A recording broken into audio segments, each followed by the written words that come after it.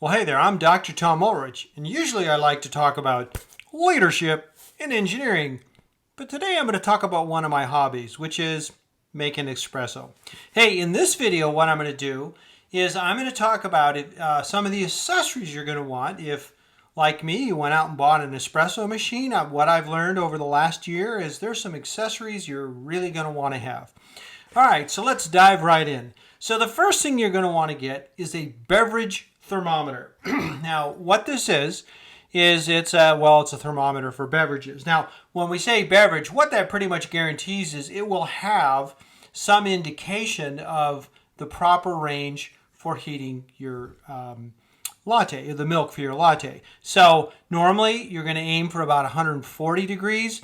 You really never want to get up to 160. That starts to change the flavor of the milk. My wife likes hers extra hot, so I usually make it like 158. And if a kid orders a drink, you're probably going to do more like 130. But part of the deal is, you have your frothing pitcher, and the beverage thermometer fits right in there, and that guides you. Now, old school baristas actually do this by their hand. So a couple summers ago, we went on an Alaskan cruise, and there was a barista who just, he just, for the whole cruise, was making coffee, and he never used a thermometer. He did it by hand. But certainly I think I'm several years off of being able to do that. I like having the beverage thermometer. If you're looking for this on Amazon, just search on beverage thermometer.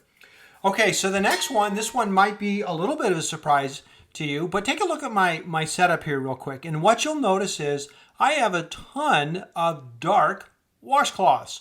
And what the idea is you're always kind of making a mess, and the counter there that it's on is a marble counter. And, if you've got a glass shot glass on a marble counter, that's a formula for breaking. So one thing is just having the towels around just kind of gives you a little bit of a protection, glass on marble.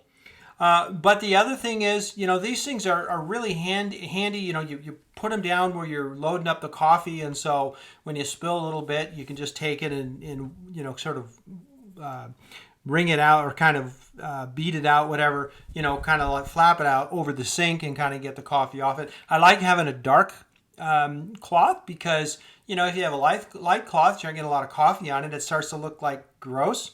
By the way, I do not recommend you get these from Amazon. I bought the pack of 20 or 30 or something from Amazon, and I got like the Amazon recommends one or whatever, and it was pretty disappointing. About half of the cloth was like you'd expect terry cloth, and the other half, it was like the little things that comprise terry cloth. I didn't know what those were called, so I went on to Wikipedia, and a terry cloth has protruding loops of thread. So about half of the towels didn't have those protruding loops of thread over more than 50% of the towel. So it was like, for a towel this size, half a terry cloth and half kind of like just piece of cloth. But, that's not a problem. Just go to Target and get these things. You can get them in, multiple packs. At any rate, the next thing you're going to want is a measuring spoon. Now, the Breville coffee maker, or the espresso machine, comes with one that's 1 tablespoon. But what I do is I also have one that's 1 teaspoon. And why is that? Well, when I put the filter in the this thing here is called the portafilter. When you put the little filter in there, if you have the 1-shot size, what you need is one of these and one of these. And they do give you a little thing called the razor where like you can kind of measure how it works, and you can kind of remove, but that's kind of nuts. And if you can just simply measure the exact proportion and don't have to worry about removing that, I like that a lot better. So for the Breville infuser, 1 tablespoon and 1 teaspoon is the right amount for a single shot. 2 tablespoons and 1 teaspoon is the right amount for a 2-shot filter. Your machine may be different.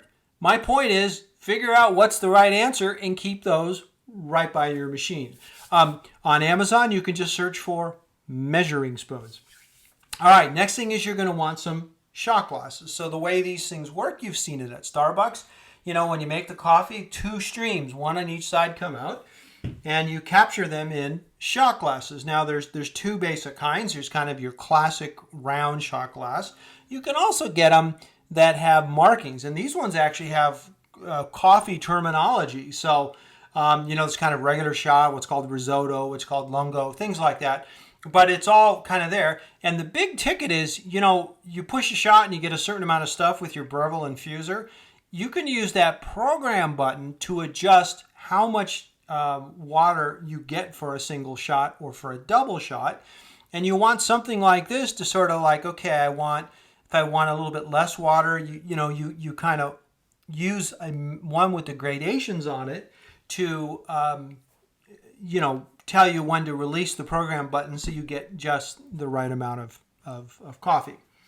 And on Amazon, just search for Espresso shot glasses.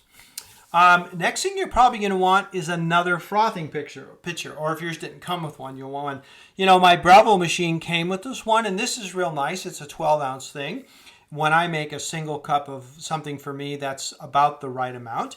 But I usually, when I make a coffee, I make one for my wife also, and so it's not quite big enough. The other thing is the formula I like 50% milk, 50% foam. So what I'll do is I'll fill up the frothing pitcher halfway, and I'll froth up foam up the rest of the space. The thing is like, well, what's halfway? So the hottest ticket in the world is a lot of these have marks on the inside. Now, in case you're like, well, why aren't they on the outside? Well, it's not glass. Outside doesn't do anything for you. You can't see the fluid. You got to have the markings on the inside. And I've got a picture here showing that, when you first look at this, you're like, wow, I can barely see those markings. How is this going to work? Well, what happens is as the level of milk comes up, the light reflects off the milk, and you can actually read them pretty well. So this one's a 30-ounce frothing pitcher. So if I would use that for making 3 coffees. So I would fill my milk to 15 ounces and then foam up the rest. So I have 30 ounces of, drink. All right. So another thing you're going to need, I strongly recommend, is a 1-inch spatula. Now this comes in handy for a couple of things. When you're making a hot chocolate, the rookie mistake is just to start pouring coffee until you get tired of pouring coffee. Use about this much coffee. Take your shot glass, fill it up. I just said coffee. I meant chocolate. So the rookie mistake would be to just start pouring chocolate until you're like, whatever. You'll have a lot of inconsistency. Use this much chocolate syrup, so like the Hershey's chocolate syrup. Now the problem is when you pour it out, it's kind of like ketchup. It doesn't want to come out. With the 1-inch spatula, it comes out. All right. So, all right. Now, the other thing is after you are done pulling the shot, you're going to need something to get the coffee out of this. Now, if you go to Starbucks, they have what's called the knock box. And so you basically take it and you kind of go like that. And the force of it hitting kind of pulls the sort of hockey puck of the wet grinds out. And that'll work real well. However, in my case, my wife's best friend, Renee, raises earthworms. And the earthworms like the ground. So the bottom line is I give all my used grounds to Renee. And if you use the knock box and then you transfer them to a box to give for the earthworms, now you've got 2 things dirty. So what I figured out is I just, you get cashews at Costco or mixed nuts or whatever. Just use these things, and it's real nice. You can have a little cover you can put on them.